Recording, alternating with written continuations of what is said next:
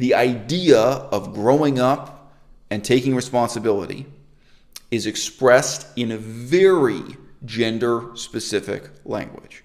We say in English, be a man. We don't say, be a person. We say, man up. We don't say, adult it up. We don't say, human it up. This is insane. This woman is a fucking... I'm gonna wait till as many people get in here as... Keep playing it. Keep playing it. I didn't even know I was making a video. So how is it that so many editorial outlets knew that something was coming before I had... Because you message trauma channels! Oh my god. Oh my god. Oh my god. Today is the day that I've learned that Shane Dawson's book has been removed from bookstore shelves. It has, for example, disappeared from the website of Target, apparently the Target supermarket chain, department store chain, whatever you want to call it. It's going to stop selling Shane Dawson's books entirely. And there are a lot of kind of shallow responses you could have to this in the spur of the moment. Like, are we going to police the morality of each and every author at Target? Does Target sell books written by communists? Does Target sell books written by Nazis? Does Target sell, whatever, Adolf Hitler's Mein Kampf for historical interest? I mean, there are important books historically that are written by indescribably terrible people, including some former presidents of the United States whose statues people have been trying to tear down lately, I might add, right? I used to have a slogan on this channel. It ain't deep, but it's real. We're gonna keep it real in this video, but this one goes pretty deep.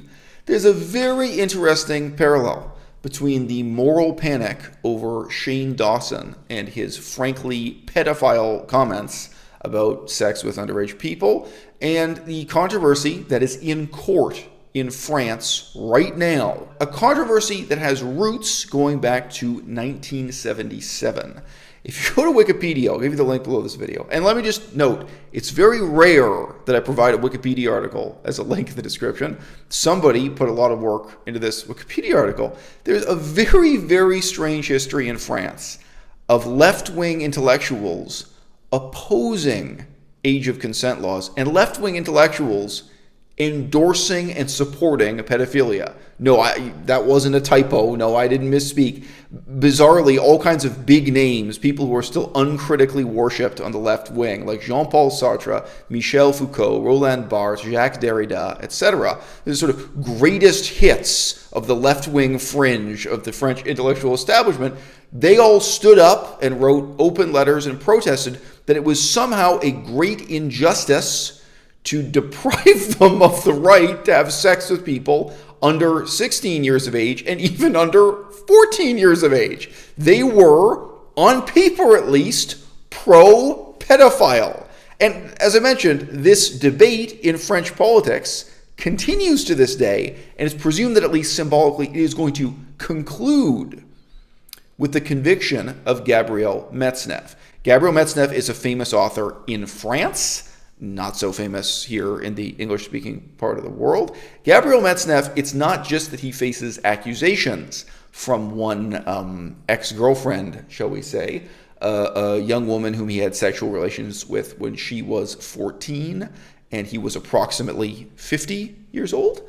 And by the way, the number 14 is significant because the age of consent in France is so low anyway. If she had been 15, it would have been legal and there wouldn't be any possible repercussions. So when the age of consent is so low, when the age of consent is 15, they can only investigate and prosecute cases where it's a 14-year-old. But again, apart from the testimony of that woman, she's now a fully grown woman, it's many, many years later, we have the testimony of the author himself, who in numerous essays, interviews, and books advanced his, shall we say, pedophile philosophy of life. And it's interesting, every single newspaper article I've seen on this, and including some broadcast media that covered this in news items, every single one vaguely talks about the French establishment supporting Gabriel Matzneff. It's not the conservative establishment. All right, it's not the Catholic establishment. It's not the Jewish establishment. It's not the Protestant. We are talking about the left-wing communist and crypto-communist establishment within France. We were talking about people like Jean-Paul Sartre, Michel Foucault, Roland Barthes, Jacques Derrida, etc. Click on the Wikipedia article for the full list of names. That's part of what makes this so worth puzzling out, so worth thinking about, and asking yourself in what ways French society and civilization has changed since 1977, and in what ways it has stayed the same. Now, I also think if you are a left-wing intellectual yourself in the audience right now, I think it is really worth profoundly reflecting on just how wrong these people were. And if their judgment was so bad about this issue, about pedophilia, to be blunt, how could you possibly trust or respect their judgment on any of the nuanced political and philosophical issues that people, including university professors, do indeed respect them on? Right? Quick parallel, I saw a lecture recently from a Muslim author, and this is actually a white Western guy who converted to Islam.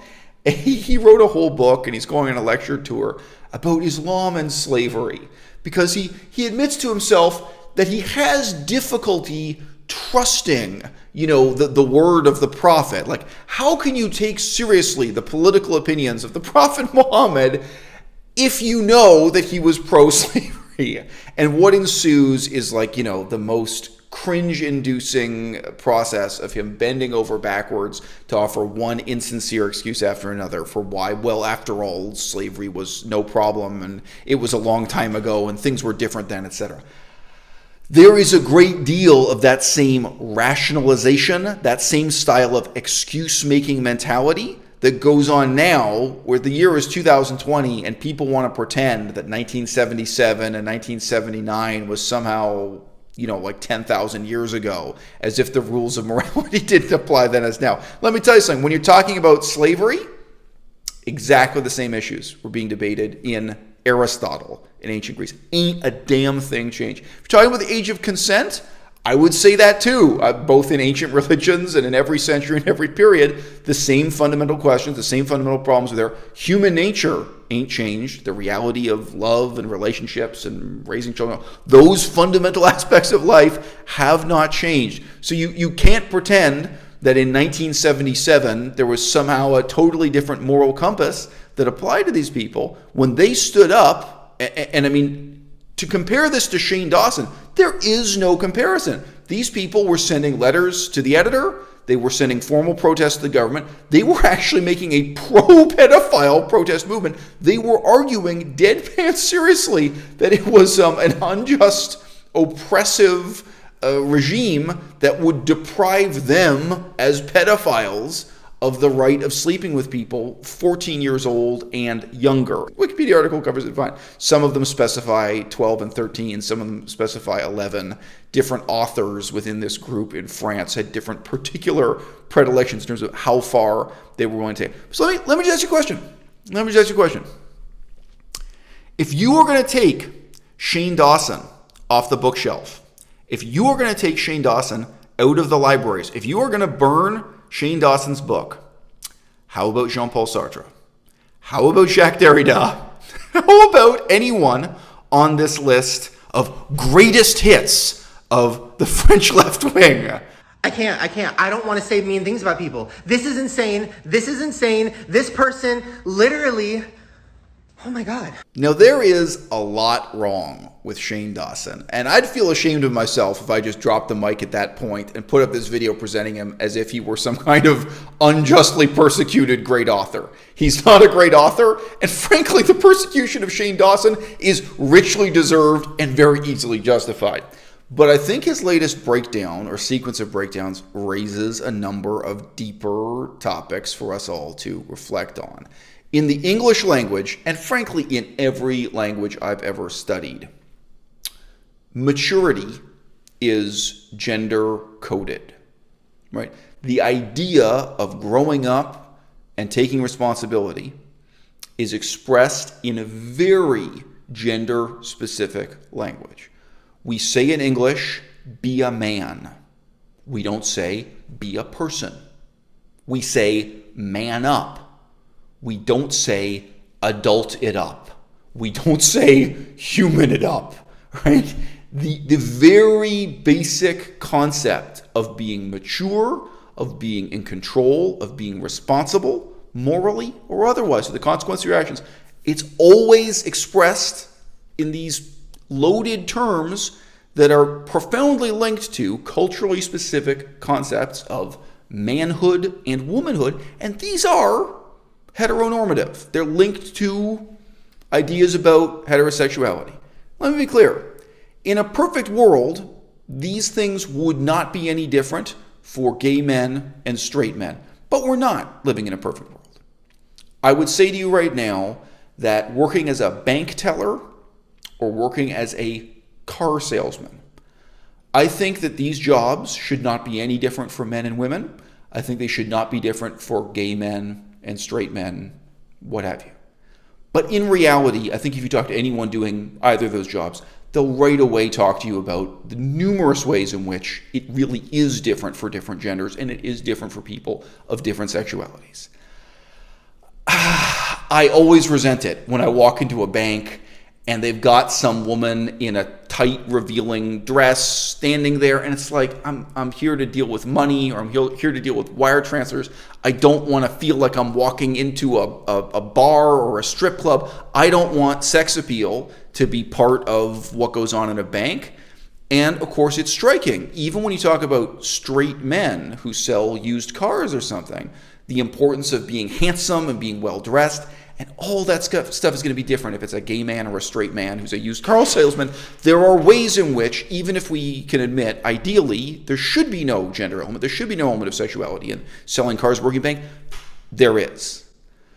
In this same way, I really think we have to recognize that part of Shane Dawson's problem is that he has embraced this role of being a petulant infant late into his own adulthood, that it has never occurred to him to think of himself in a parental role as being someone like a father figure, neither towards his own relatives, like, who are in some of these scandalous videos where he's saying shocking, sexual, vaguely pedophile things to cousins or what have you, but 12-year-olds, and he is related to members of his family. It doesn't occur to him to evaluate his own behavior as someone who is now or potentially could in future be in that father's figure's role.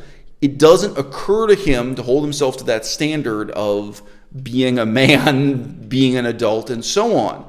With the triumph of gay rights, with the success of gay rights in a country like Canada, we may now be living through a transitional period in which gay culture disappears precisely because gay people are more and more accepted into the mainstream. But let me tell you something. Where I grew up, when I grew up, in Toronto, Canada, there was a separate gay subculture. There was a gay neighborhood, there was gay music, there were gay restaurants, there weren't just gay stand-up comics who were performing in straight comedy clubs. There would be separate gay comedy clubs with gay comedy for a gay audience by gay comedy. These are two separate things, all right? So to a much greater extent than black people lived separately from white people in Toronto in my youth, you could really say that gay people had their own subculture. There really was a kind of gay presence, a gay subculture, and they had their own newspapers even. There were multiple gay newspapers in downtown Toronto. And now, obviously, directly and indirectly, a lot of the impetus for that was the gay rights movement that had kind of its crowning achievement with equality of marriage, gay marriage in Canada. And now, probably it starts to seem silly. Well, gee, does there really need to be a separate gay newspaper? Is there really that much interest in having a separate dynamic gay culture, in as much as you're accepted and participate in the mainstream culture more and more? So some of the questions I'm asking here, it's quite possible that 10 years from now or 20 years from now, people looking back won't realize the extent to which different behaviors were gender-coded, encouraged, and accepted for gay men in a way that they never would have been acceptable for straight men. We had a lot of conflicts in Toronto in my youth because gay men would get away with things at the office that neither a heterosexual man nor a heterosexual woman could ever possibly get away with. And this was at epidemic levels. Hear me out. People would work in an office where there was a gay man who every single day made catty comments about the clothes being worn by heterosexual women working in the office, and gay men who would touch the women or touch their clothes while commenting in this way.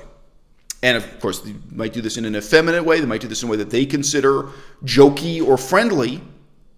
And where it really had to be pointed out, look, what you're doing right now in a workplace context, this would be harassment if a straight man were doing it. And if a straight woman were doing it, like it's quite possible there'd be a fight. And everyone is standing back and not wanting to confront you because you're gay and because these behaviors are coded and accepted as if you have a separate subculture or as if your sexuality entitles you to this.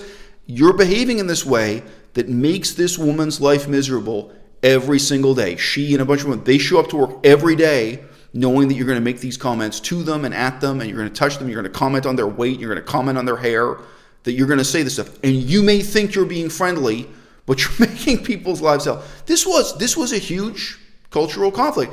And when you think about it, this relates back to these kind of very vague, unexamined cultural assumptions about what it means to man up, what it means to adult it up, my new phrase. It's not easy to communicate to someone, look, when you're in a professional environment, this is what it means for you to be a professional among professionals. This is what it means for you to be a man. If we're talking about a gay man, you're still a man. You're here as a man wearing a suit. This is the way you have to address your colleagues. This is the way we all have to get along. These are the boundaries you have to respect. And the fact that you're gay doesn't make you in any way an exception to these rules. Now, admittedly, gay culture in Toronto also had advantages. I had one heterosexual friend. He was a totally heterosexual guy, but he spent all of his time in the gay neighborhood. All of his friends were gay except me. And he would openly say that he preferred gay culture, and he could list off the ways in which gay male culture was preferable to straight male culture in Canada at that time. His impression was that straight men spent all of their time drinking beer and watching hockey, whereas he felt that when he was around these gay men in the gay neighborhood, they were relatively sober, relatively intellectual, and relatively politically engaged and didn't waste all their time drinking alcohol and watching sports on TV, what have you. So it's interesting. I did actually have one friend, and he really, even though he was straight, he really preferred and sought out the company and lived in the context of gay culture. It has its advantages. It doesn't just have disadvantages.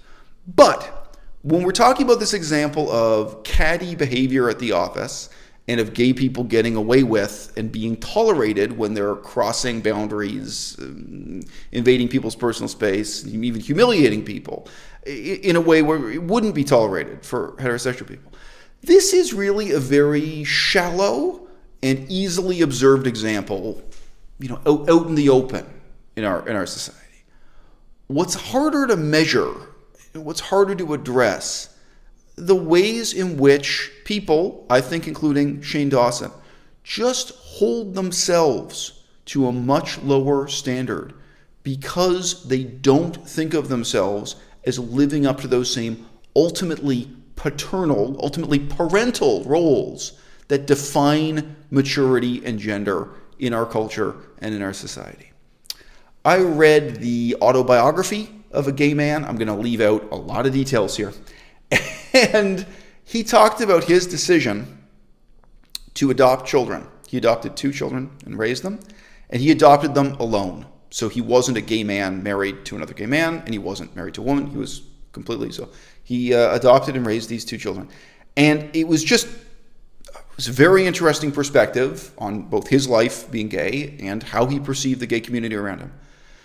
And he said that he wanted to rebel against the selfishness and short-term thinking that he felt his colleagues had. He said he felt that his other gay friends, they didn't really plan for the future, they didn't take responsibility, and he felt they never really grew up all the way, that they wanted to live like teenagers their whole lives long, in part because they never took an interest in this role of being a father, of being a parent. And he adopted and raised these 2 kids, and the account included how that all turned out, including the children's future as many years went by. Now, you might think this is some kind of tremendously abstemious, self-disciplined, or even monastic character, given that I said that he wasn't married, that he lived alone. No. The man who wrote this autobiography slept with male prostitutes who were 18 years old at least once a week. So again, our sense of moral compass here, our assumptions, when you're really willing to deal with the gray areas of human nature. And I know he actually went to something to iterate that he never would sleep with 17-year-olds, that he would always make sure they were 18 and over. But no, in some ways, this is a guy who falls into the despised category of the pederast, although not quite the pedophile. There actually are many details with that guy's autobiography that are morally jarring and hard to deal with. But again, what was so memorable to me about reading that account was that it raised these fundamental questions, but the ways in which gender roles and just even thinking through the possibility of yourself being a parent in some ways helps us shape ourselves into mature and responsible human beings. Shane Dawson's latest freakout. Do you notice that he's blaming everyone but himself? It's everybody's fault but his. Shane, you're a grown man. By your own description, you spend all of your time watching gossip on makeup channels. Shane recently was reunited with his estranged father. What would you think, Shane, if you discovered that that's who your father was, that that's the kind of guy he was, that was how he lived his life, that your father, whom you reunited with, that let's just say he was someone much more like you, Shane, and you found out that's what he did now. And Shane, naturally, being someone who allows himself to wallow in this kind of garbage content, to spend his time and energy and imagination on gossip on makeup channels, he himself has participated in, and he has himself to become a victim of this culture of gossip on makeup channels. Right? I think it is very striking and very instructive the extent to which Shane will blame absolutely everyone but himself, that he'll find fault in absolutely everyone but himself. He won't stop and re-examine the life that led up to this personal tragedy, which it is for him. I mean, admittedly, how would any of you feel if you had written this book, you had a hit book, it was the single greatest accomplishment of your life, and then that book was taken off store shelves?